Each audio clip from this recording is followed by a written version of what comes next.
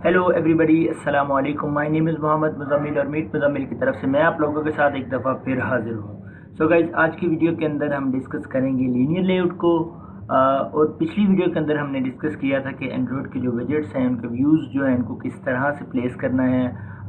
Drag करके भी आप उनको प्लेस कर सकते हैं XML के अंदर, और कोड के साथ भी उसको बना सकते हैं, उसको विजेट्स को, व्यूज़ को, किसी भी एंड्रॉयड के। तो और उसके बाद हमने उसके ऊपर प्रॉपर्टीज़ अप्लाई करके देखी थी, बटन्स बना के दो। तो वो अगर आप लोगों ने वो वीडियो नहीं देखी तो आप इससे पीछे वाली वीडियोस देख सकते हैं, आपको वो अंडरस्टैंड कर लेंगे उससे। सो गाइस, चलते हैं एंड्रॉयड XML के अंदर और आपको मैं थोड़ा सा गाइड कर दूँ। लेआउट्स कहाँ पे होते हैं? डिज़ाइन में जाके यहाँ पे लेआउट्स पर क्लिक करेंगे, आपको सामने सारे लेआउट्स आ जाएंगे। तो बाय डिफ़ॉल्ट जब आप करते हैं एंड्रॉयड स्टूडियो में एक प्रोजेक्ट बनाते हैं तो आपके पास कंस्ट्रेंट लेआउट आता है। आपने करना ये है, जब आपके पास कंस्ट्रेंट लेआउट आएगा वो इस तरह से होगा, कंस्ट्रेंट लेआउट। ठीक है, इस तरह से लेआउट होगा आपके पास। आपने क्या करना है, अगर इसको किसी भी लेआउट में चेंज करना है तो आपने इसको सिलेक्ट करना है, उसके बाद उस लेआउट का नाम लिख देना है। तो बाय डिफ़ॉल्ट दोनों में चेंज हो जाएगा, ऊपर भी और नीचे भी। अगर तो ऊपर चेंज हो जाए, नीचे चेंज ना हो तो नीचे फिर खुद नीचे से भी चेंज करना पड़ता है। अच्छा जी, लीनियर लेआउट, इसके अंदर दो चीज़ें होती हैं। ओरिएंटेशन होती है इसके अंदर, ओरिएंटेशन होती है। ओरिएंटेशन दो तरह की होती है, हॉरिजॉन्टली और वर्टिकली। अगर बाय डिफ़ॉल्ट आपने लीनियर लेआउट लगाया है, इसमें ओरिएंटेशन नहीं दी, तो हमारी जो आइटम्स हैं वो हॉरिजॉन्टली जाएंगी। मैं इसको रैप कंटेंट करता हूँ और इसके अंदर एक टेक्स्ट लिखता हूँ, बटन। ये आप देख सकते हैं, ये मेरा बटन आ गया। मैं अगर इस कोड को कॉपी करूँ, कॉपी करने के बाद दोबारा से पेस्ट करूँ, आप देखे जाएंगे कि हॉरिजॉन्टली हमारी जो आइटम्स हैं वो शो हो रही हैं। ठीक है, हॉरिजॉन्टली आ रहे हैं। ठीक है, अब सारा कोड लिखा रहने देता हूँ। अब मैंने इसको ओरिएंटेशन नहीं दी, अब मैं इसके अंदर ओरिएंटेशन देता हूँ। ओरिएंटेशन को वर्टिकल करता हूँ तो आप देखेंगे सारे बटन मेरे पास वर्टिकली शो हो रहे हैं। ठीक हो गया। अगर आप इनकी विड्थ को मैच पेरेंट कर देंगे तो ये सारी स्क्रीन को कवर कर लेंगे विड्थ में।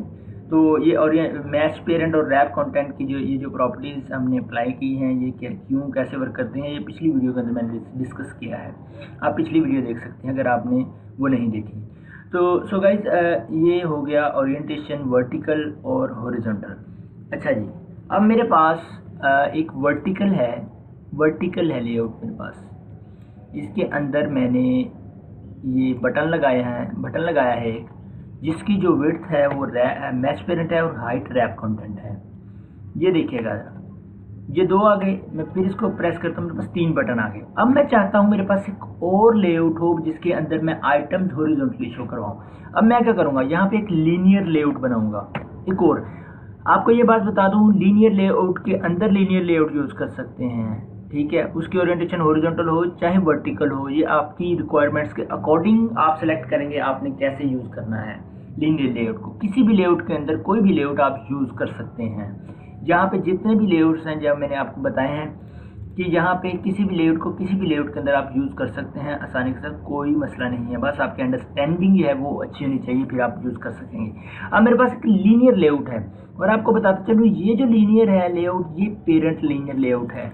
इसके अंदर जितने भी व्यूज़ आएंगे, लेआउट्स आएंगे, वो सारे उसके पेरेंट के चाइल्ड होंगे। ठीक है, अब मैं यहाँ पे क्या करता हूँ, मैं चाहता हूँ कि मेरी जो विड्थ है वो मैच पेरेंट हो, और जो मेरी हाइट है वो हो 250 dp। सॉरी, तो वो मेरी हाइट है, मैं 250 dp रख लूँ इसे। शिट, सॉरी यार, ये प्रॉब्लम, नाम लॉक ऑफ था मेरा। 250 dp। तो आप 250 dp में देखेंगे कि वो उसने इतनी जगह है वो कवर कर ली है। तो इसके अंदर इसका मैं बैकग्राउंड कलर देता हूँ। बैकग्राउंड कलर मैं एसेंट दे देता हूँ, आप देखेंगे उसका कलर चेंज हो गया है। और अब इसलिए लेआउट के अंदर, इस सेक्शन के अंदर मैं अपनी कोई भी कंपोनेंट लिखूंगा, कोई भी व्यूज़ यहाँ पे जनरेट करूँगा तो वो यहाँ पे लिखूंगा, इस लीनियर लेआउट के अंदर जो भी आइटम्स आएंगे। अब मेरे पास बटन थे यहाँ पर, ठीक है, उनको मैंने बाहर करवाया, वो वर्टिकली शो हो रहे हैं। अब इसके अंदर भी अगर मैं बटन बनाता हूँ तो अब आप मुझे बताएंगे कि वो कैसे शो होंगे। मैंने आपको बताया था कि अगर मैं ओरिएंटेशन ना दूँ तो हमारी आइटम्स कैसे शो होती हैं।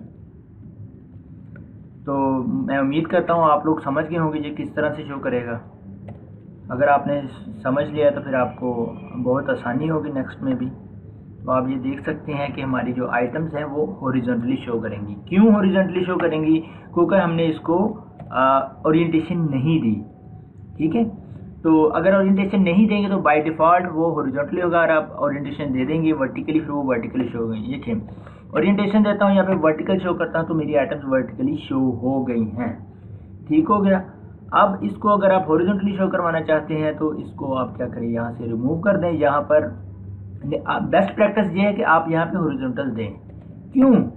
क्योंकि आपको जब कोड बड़ा हो जाता है, कुछ प्रॉब्लम आ जाए तो आपको पता चल जाएगा मैंने इसकी ओरिएंटेशन क्या रखी थी। मैंने आपको बस ओरिएंटेशन ना देकर ये बताया है कि इसकी बाय डिफ़ॉल्ट ओरिएंटेशन हॉरिजॉन्टल होती है। ठीक है, तो अब इस तरह से आप क्या करें, एक कैलकुलेटर का जो डिज़ाइन है, आपकी जो असाइनमेंट समझ लें, आप उसको ट्राई करें। कैलकुलेटर के जिस तरह से बटन्स होते हैं आप उनको बनाएं, आप सिंपल कैलकुलेटर। ठीक है, उनके ऊपर टेक्स्ट की जगह पर आप 1-2 लिख दें तो आप एक अच्छा सिंपल सा कैलकुलेटर बना सकते हैं XML के अंदर। अभी उसके वो जावा ऑपरेशन हमने परफॉर्म नहीं किया, तो जब जावा ऑपरेशन परफॉर्म करेंगे वो बात की बात है। लेकिन मैं आपको जो प्रैक्टिकल है, प्रैक्टिकल प्रोग्रामिंग है, प्रैक्टिकल एंड्रॉयड ऐप डेवलपमेंट उस तरफ लेके जाना चाहता हूँ, ना कि ये स्कूल कॉलेजेस वाले जो असाइनमेंट्स हैं उनकी तरफ लेके चलो। सो गाइज ये था आज का हमारा वीडियो। अगर आपको हमारी वीडियो पसंद है तो गाइज आप लोगों से रिक्वेस्ट है, मेरे चैनल मीत मुज़म्मिल को सब्सक्राइब करें। सब्सक्राइब के बाद साथ में जो बेल आइकन आएगा उसे ज़रूर प्रेस करें ताकि आपको आने वाली हर लेटेस्ट वीडियो मिलती रहे। सो गाइज अगली वीडियो तक के लिए मोहम्मद मुज़म्मिल को इजाज़त दीजिए। अल्लाह हाफिज़।